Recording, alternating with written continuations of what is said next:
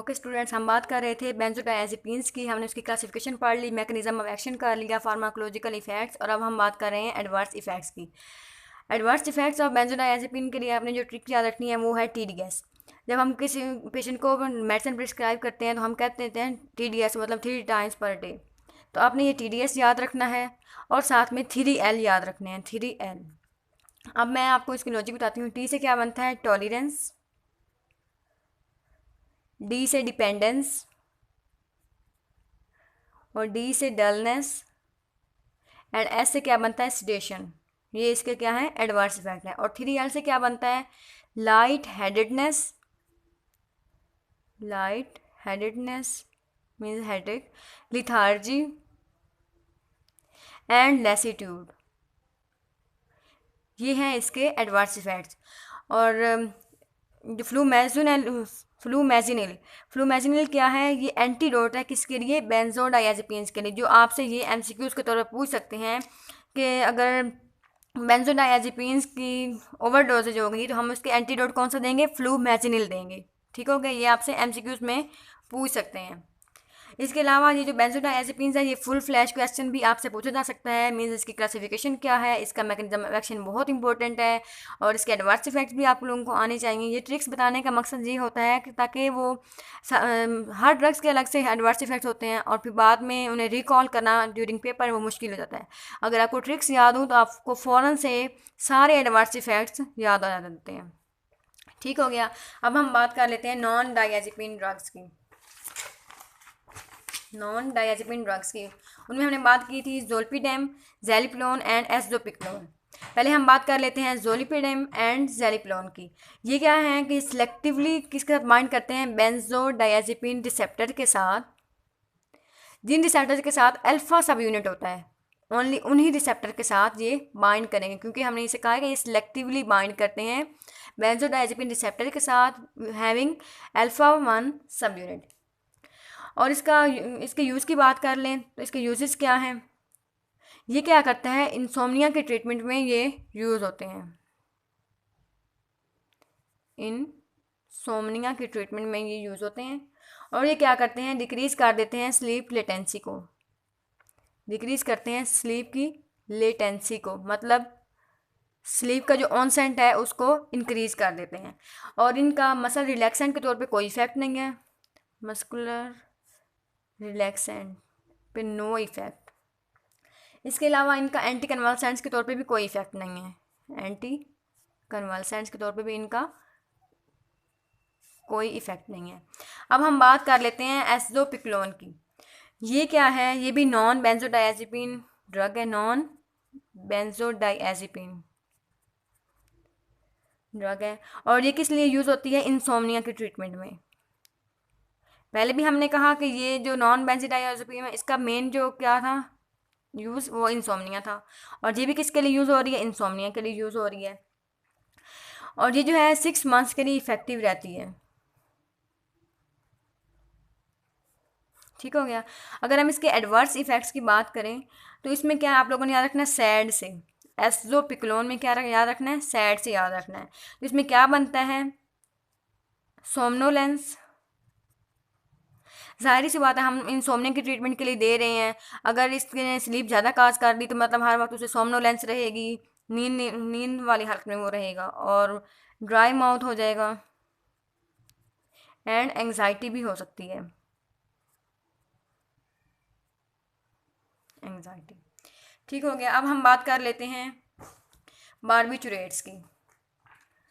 Barbiturates जो हैं वो डेरिवेटिव्स हैं किसके? बारबिचुरिक एसिड के।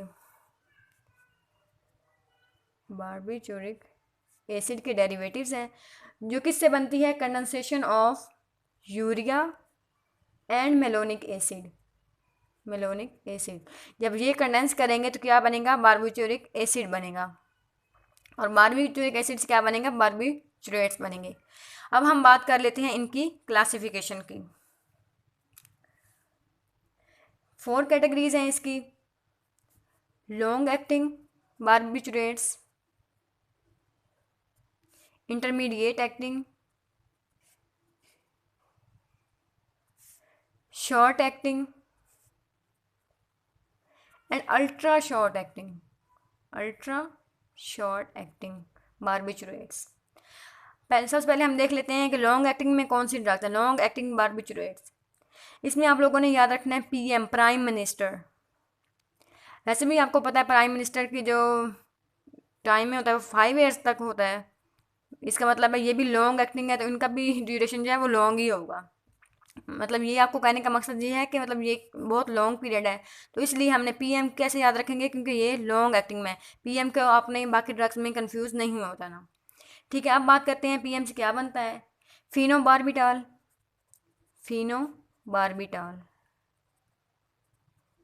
मेफोबार्बिटाल, एम से क्या बनेगा, मेफोबार्बिटाल। और मैथ ऑर्बिटाल, मैथ ऑर्बिटाल। ठीक हो गया। अब हम बात कर लेते हैं इंटरमीडिएट एक्टिंग की। इंटरमीडिएट एक्टिंग में आपने जो याद रखना है वो है इसका ए पे फोकस करना है। इंटरमीडिएट में ए आ रहा है ना, इसलिए कंफ्यूज नहीं होना। इसकी कौन सी ड्रग है, अमाइलो बार्बिटोन, अमाइलो बार्बिटोन। इंटरमीडिएट में ए आ रहा है तो इसमें क्या है, अमाइलो बार्बिटोन। शॉर्ट एक्टिंग में क्या है, एस अगर आपको याद है तो आप इससे इसके ड्रग बना सकते हैं। कौन सी ड्रग है इसकी, सिको बार्बिटाल, सिको बार्बिटाल। और सेकंड इसमें क्या है, पेंटो बार्बिटाल, पेंटो बार्बिटाल। अब आप सोच रहे होंगे इसमें भी पी आ रहा है और इधर भी मैंने आपको पी कहा था, तो फ़र्क कैसे पता चलेगा कि पेंटो बार्बिटाल जो है वो शॉर्ट एक्टिंग है और फिनो बार्बिटाल जो है वो लॉन्ग एक्टिंग है। पेंटो बार्बिटाल में देखें टी आ रहा है और शॉर्ट में भी टी आता है, तो ये किसकी ड्रग हुई, पेंटो जो है वो किसकी कौन सी ड्रग हुई, शॉर्ट एक्टिंग। और फिनो बार्बिटाल जो है वो है लॉन्ग एक्टिंग। ठीक हो गया। अब हम बात कर लेते हैं अल्ट्रा शॉर्ट एक्टिंग में कौन सी ड्रग आएगी। अल्ट्रा शॉर्ट एक्टिंग, अल्ट्रा में टी आ रहा है ना, तो इससे क्या ड्रग बन जाएगी, थियोपेंटाल, थियोपेंटाल। ये मैं आपको इसलिए ट्रिक से बता रही हूँ, जब एमसीक्यूज़ में आता है तो सारी ड्रग्स जो हैं वो मिक्स हो जाती हैं, लेकिन अगर आपको ये ट्रिक्स याद होंगी तो आप एमसीक्यूज़ की करेक्शन में गलती नहीं करेंगे। ठीक हो गया। अब हम बात कर लेते हैं बारबिचुरेट्स के मैकेनिज्म ऑफ एक्शन की। मैकेनिज्म ऑफ एक्शन इनका भी वही गैबा रिसेप्टर्स के क्लोराइड आयन चैनल्स पे है, लेकिन बेंजोडाइazepam से हम उसे डिफरेंस कैसे करेंगे। जो बेंजोडाइazepams हैं वो है इंक्रीज कर देते हैं क्लोराइड आयन चैनल्स की फ्रीक्वेंसी को, लेकिन जो बारबिचुरेट्स हैं ये क्या करते हैं, ड्यूरेशन ऑफ क्लोराइड चैनल्स की ओपनिंग को इंक्रीज करते हैं। ये क्या करते हैं, ड्यूरेशन को इंक्रीज करते हैं, duration of chloride ions channels की ओपनिंग को इंक्रीज कर देते हैं। बट एट हाई डोज, जब इनकी डोज बहुत ज़्यादा हाई होगी तो इनके इफ़ेक्ट जो हैं बाकी चैनल्स पर भी हो जाएंगे। तो ये क्या करेंगे, सोडियम एंड पोटेशियम चैनल्स को भी क्या करेंगे, ब्लॉक कर देंगे। और calcium dependent release of neurotransmitter जो रिलीज़ हो रहे थे कैल्शियम की वजह से, उनके भी क्या कर देंगे, इनहिबिट कर देंगे। ठीक हो गया। अब हम बात कर लेते हैं इनके थेराप्यूटिक यूजेस की। इनके यूजेस क्या हैं, बारबिचुरेट्स के हिप्नोटिक्स के तौर पे यूज़ होते हैं। सारी बात है, हम हिप्नोटिक्स का सेडेटिव और हिप्नोटिक्स की क्लासिफिकेशन में पढ़ रहे थे, उनका हिप्नोटिक्स के तौर पे भी यूज़ हो गया। हमने पहले एंटी एपिलेप्टिक ड्रग में भी यूज़ किया बारबिचुरेट्स को। इट्स मीन कि ये एपिलेप्टिक में भी यूज़ होती है, एपिलेप्सी में यूज़ होगी। इसके अलावा क्या है, एनेस्थीसिया में यूज़ होती है, एनेस्थीसिया में। और जो मोस्ट इम्पॉर्टेंट इसका यूज़ है जो आपसे एमसीक्यूज़ में पूछ सकते हैं वो क्या है, कि ये कर्निक्ट्रस में यूज़ होती हैं। कर्निक्ट्रस जो न्यूनेट्स में हो जाता है, जॉन्डिस की शॉर्ट फॉर्म है। एंड हाइपर बिलीरुबिनीमिया,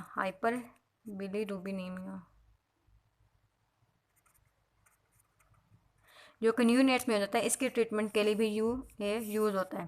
तो ये क्या है, एमसीक्यूज़ में अगर आपसे पूछते हैं कि कर्निक्ट्रस में कौन सी ड्रग्स देंगे, तो कौन सी ड्रग देंगे, बारबिचुरेट्स देंगे। ठीक हो गया।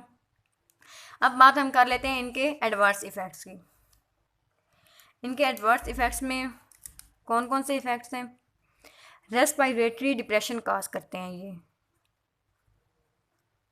रेस्पिरेटरी डिप्रेशन काज करते हैं, रेस्पिरेटरी सिस्टम को क्या करते हैं, डिप्रेस कर देते हैं।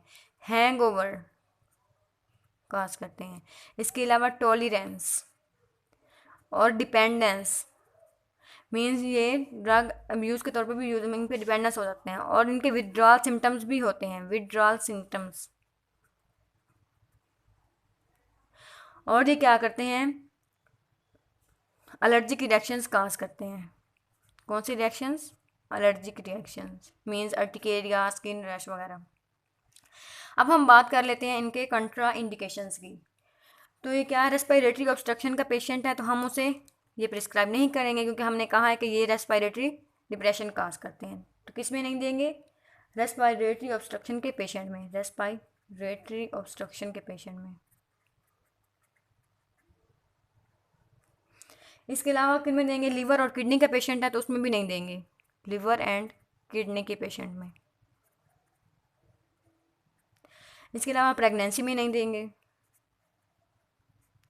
और अगर हाइपर सेंसिटिविटी है बारबिचुरेट से तब भी नहीं देंगे। हाइपर सेंसिटिविटी क्योंकि हमने कहा है कि ये एलर्जिक रिएक्शंस भी काज करते हैं। ठीक हो गया। किन पेशेंट में नहीं देना, रेस्पिरेटरी ऑब्स्ट्रक्शन के पेशेंट में, लिवर एंड किडनी डिजीज़ में, प्रेगनेंसी में and hypersensitivity to barbiturates. अब हम बात कर लेते हैं कि बेंजोडायज़ेपिन्स के क्या एडवांटेजेस हैं जो कि बारबिचुरेट्स में नहीं हैं। बेंजोडायज़ेपिन्स के एडवांटेजेस, बेंजोडायज़ेपिन्स जो हैं वो रेस्पिरेटरी और सीवियस डिप्रेशन नहीं काज करते। रेस्पिरेटरी एंड सीवियस डिप्रेशन भी कम होती है बेंजोडायज़ेपिन में, जबकि हमने बात की बारबिचुरेट्स का क्या करती हैं, वो रेस्पिरेटरी डिप्रेशन काज करती हैं। हैंगओवर जो कि बेंजोडायज़ेपिन में कम होती है। और थेराप्यूटिक इंडेक्स जो है, थेराप्यूटिक इंडेक्स बेंजोडायज़ेपिन्स का हाई है। इसका मतलब बारबिचुरेट्स का थेराप्यूटिक इंडेक्स क्या है, बारबिचुरेट्स का थेराप्यूटिक इंडेक्स लो है, थेराप्यूटिक इंडेक्स लो है। इसका मतलब है कि ये सेफ़ ड्रग नहीं है। अगर इसकी डोज नॉर्मल डोज से थोड़ी सी कम होगी थेराप्यूटिक फेलियर हो जाएगा, और अगर ज़्यादा हो गई थोड़ी सी फिर टॉक्सिसिटी काज हो जाएगी। मीन्स का जो सेफ़र ड्यूरेशन है, सेफ़र जो लाइन है वो कम है, सेफेस्ट जोन जो है वो कम है इसका। बेंजोडायज़ेपिन जो है वो थेराप्यूटिक इंडेक्स उनका ज़्यादा है, इसका मतलब है कि वो सेफ़ ड्रग्स हैं। और लेस डिपेंडेंसी भी लेस है बेंजोडायज़ेपिन्स की। और विथड्रॉल सिम्टम्स भी कम होते हैं बेंजोडायज़ेपिन में, विथड्रॉल सिम्टम्स भी कम होते हैं। बाकी ड्रग्स हम नेक्स्ट पार्ट में डिस्कस करते हैं।